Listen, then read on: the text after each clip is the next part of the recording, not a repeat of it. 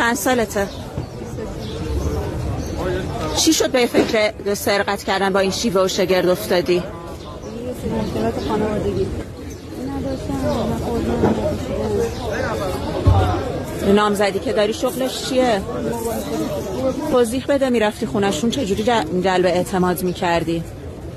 همون به عنوان خدمات نیرو میگرفتم. منم به عنوان نیرو خدمات میرفتم به اعتماد نمیدونم. مثلا من میگفت برو اتاق تمیز کن یا خونه رو گردگیری کن، منم این کارو میکردم. حالا اگر یه موقعی چیزی میدیدم برمیداشتم همین، مگر نه سابقه این کارو نداشتم، یک کسی بهم نگفته. از این سرقت ها شما چقدر نصیبت شد؟ نمیدونم، من خود فروختم داره 300 چی کار کردی پولاشو؟ چند فقره این کار رو انجام دادی؟ همین 3 باری بود که این سه خانم این شرکت خدماتی چجوری به شما اعتماد میکرد؟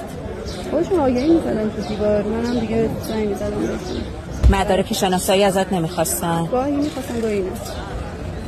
خب اونایی که میخواستن رو چجوری تامین میکردی؟ کارت شوکاتو شما میفرستادی درسته؟ یعنی موقع سرقت کارت شناساییشون هم سرقت میکردی؟ شرکت خدماتی تطبیق نمیداد که چهره شما با چهره روی عکس کارت شناسایی یکی نبود؟ نه چیزی نمیدونم. چجوری طلا ها رو فروختی؟ بودم طلا فروشی دیگه، حالا یه ذره قیمت رو پایین‌تر می‌گرفتم. ازت فاکتور نمیخواستن؟ نه.